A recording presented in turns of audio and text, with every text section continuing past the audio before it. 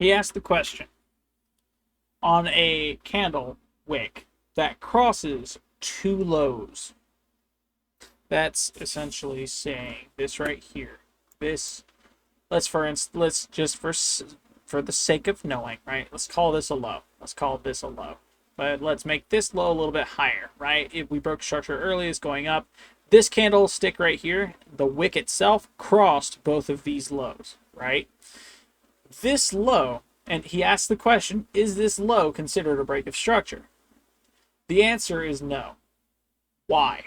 Because the closure of the candle body is all that's needed to indicate a break of structure. If the wick is below these two, it doesn't matter. That's just where price decided to move that far. The structure of the candle is solely in the body, as well as the general is in the trend. I said that weird. Allow me to fix that. A break of structure is identified through the closure of the body. For instance, prime example, we had a hike up, candle down. Highest point between the two is here. We are in a downtrend. This is a lower low. This is a lower high. I said that completely backwards. Lower high, lower low. So our break of structure would not have been on this candle wick here, even though it went higher than this one. Instead, it would have been broke on this candle body here because it closed above this wick, making this a break of structure confirmation. What we're looking for confirmation of continuation is another candle's body that closes above this high right here. When it closes above this, that's how we will know we're going to have an actual break of structure. Like the move in the trend has changed. We are going to go higher and not lower. There might be some information needed in this right here that will tell us if price is going to move higher or if it's going to move lower. We have yet to get to that. We're going to continue watching his video now.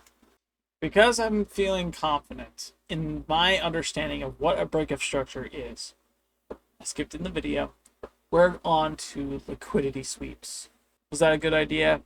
Probably. I am confident in knowing what a break of structure is. Body of the candle closes above the most previous high, the wick. So let's repeat ourselves. Continuation.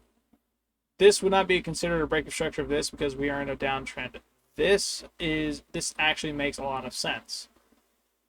The wick came all the way down here. We had a closure all the way down here, but we're in a downtrend. That's not a break of structure. What the heck? Because we know we're in a downtrend, we're looking for the highs specifically to essentially change. So we have essentially 1, 2, and then break of structure on this candle here closes above this high and this high. Clear indication price is moving up. And a break of structure per our notes is confirmation. Just so we're on the same page, when I say confirmation, continuation, and reversal, that's going to get explained when we get to it in the video. He compares liquidity sweep and fair value gap, the comparison of the two, to LeBron James and Michael Jordan. Michael Jordan versus LeBron James. The debate between that. I'm not entirely sure what it is. I don't really care what it is. He's making that comparison to liquidity sweeps and imbalances via fair value gaps, I believe. Defining liquidity. Liquidity sweeps. Sorry, not sweeps. I said that wrong. Liquidity. By itself, not the sweeps. Liquidity. Are resting orders above highs and below lows. So, liquidity lies, and I'm sure he's going to do this on this video, right there. Boom. Liquidity lies right there. Boom. Liquidity lies right there. Liquidity lies right there. Liquidity lies right there. Liquidity lies also right here. I'm pretty sure he's about to say that same thing. These are resting orders that have yet to be filled, I think. They are what caused the movements. Let's learn. So, counteractive to the strategies he's teaching in this video, he makes it sound simple. For his mini econ class he does in the video, for liquidity specifically, right? Based on expectation and knowing that the market moves from algorithms and market makers, we don't make this move at all. It's legit an algorithm doing this, right? Just moving it in general. The way he puts it is liquidity lies below lows and above highs, right? As a result, it's an expectation that when the market makes a low here, right, we have resting orders below here, people know we're in a downtrend. So what they're going to do is wait until we have a low here. Take a buy order here, or sell order here actually, while people are buying here as well. Market makers are essentially taking advantage of anyone buying here. They're selling here and pushing the price even lower, right? There's more to it than just that. Again, that's why he said it was counteractive to what he just taught in this same video that I'm watching at the moment. And as a result, it is informative on what to do and what not to do. Because anyone can go in and buy something right here, buy a small share right here. But just because they buy it here doesn't mean they're going to make any money. Because typically when you buy something, you're hoping to make money off of a sell up high. In order to sell up high, someone has to be willing to buy up high. Make sense? And that's the way the market moves. Let's continue watching. I'm pretty sure he'll be going a little bit more in depth with it. Specifically speaking, going back to what he has typed, so we're not straying too far away. Liquidity is resting orders above highs and below lows. And the way he said it was this right here. I'm going to actually use this now. Does that work? Yeah, that works. So what he essentially just got through explaining was there are sell orders below lows, right? There are buy orders above highs. No, that's terrible. Pardon me. So trying to repeat what he said to make it make sense to me now. This is me learning. This is me translating, digesting, actually putting it to the chart instead of drawing terrible drawings. Not saying his drawings are terrible, but that mine are. 100% mine are terrible drawings. I know they are. So my understanding is, let's go ahead and just delete this and then just do this. So there are sell orders below lows and buy orders above highs, right? And as a result, people watching price thinking it's going to be a downtrend, they're going to see this right here and press sell from here, thinking it's going to continue down, right?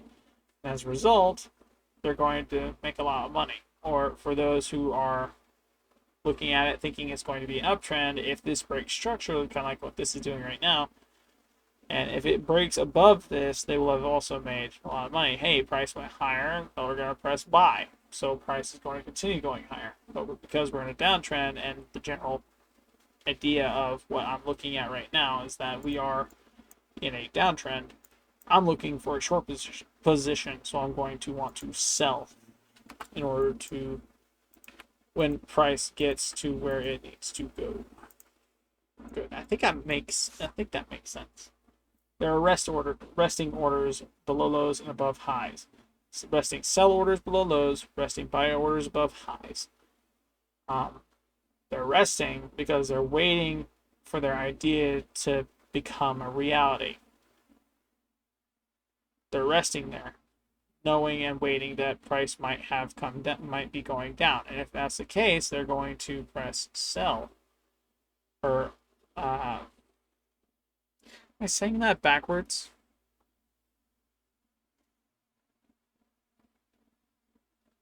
They wouldn't sell down low. The whole point of making money in the market is to buy low, sell high. That's how that works. So when they see that price is going to continue going down, they're going to press sell because they see the price is going to continue going down, right?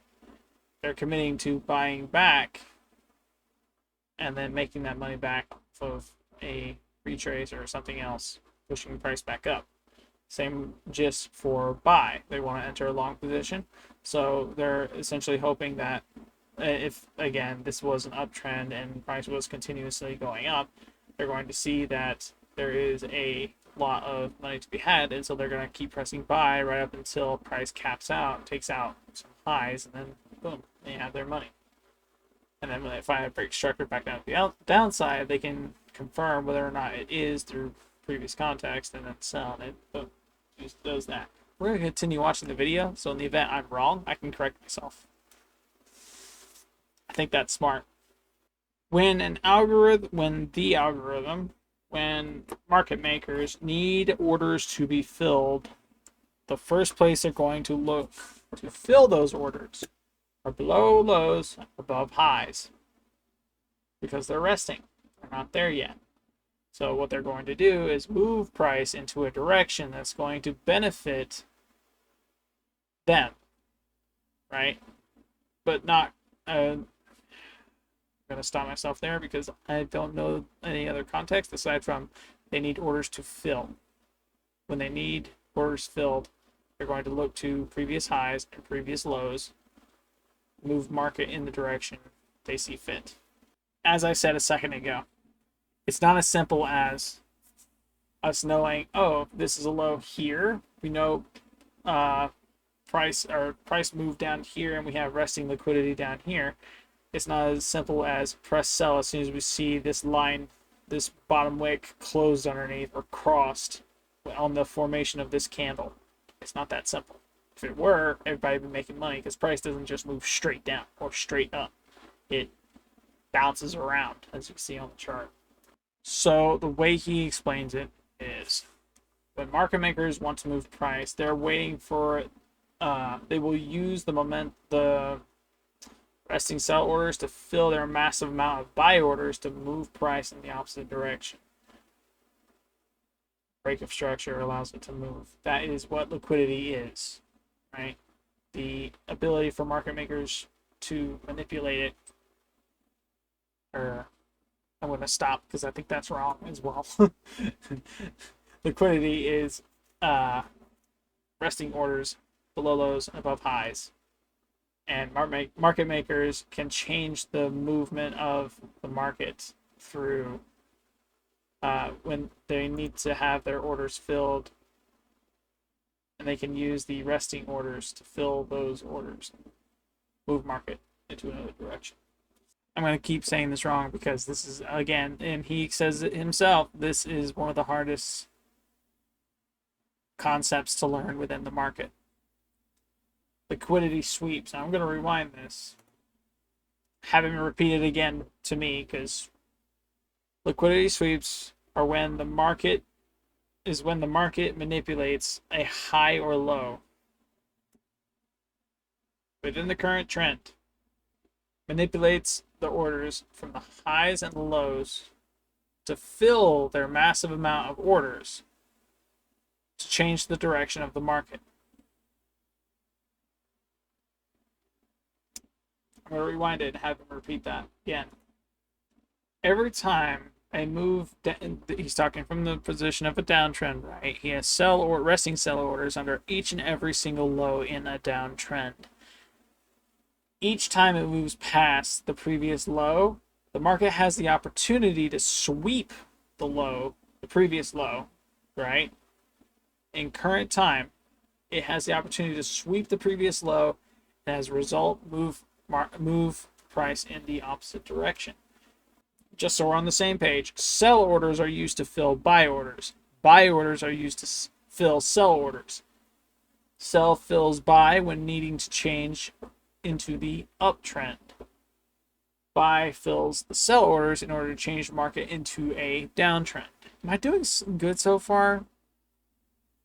I know, like, comment down below. Am I doing good so far? And like, really, like, I'm having this same video on loop. Like, I'm playing this video and listening to this guy word for word. Even the funny bits he wants to throw in there, like, I'm listening to that too. Some of that is like a little much, but that's a me thing. Meh, I don't care. Am I grasping the concept? Slowly but surely.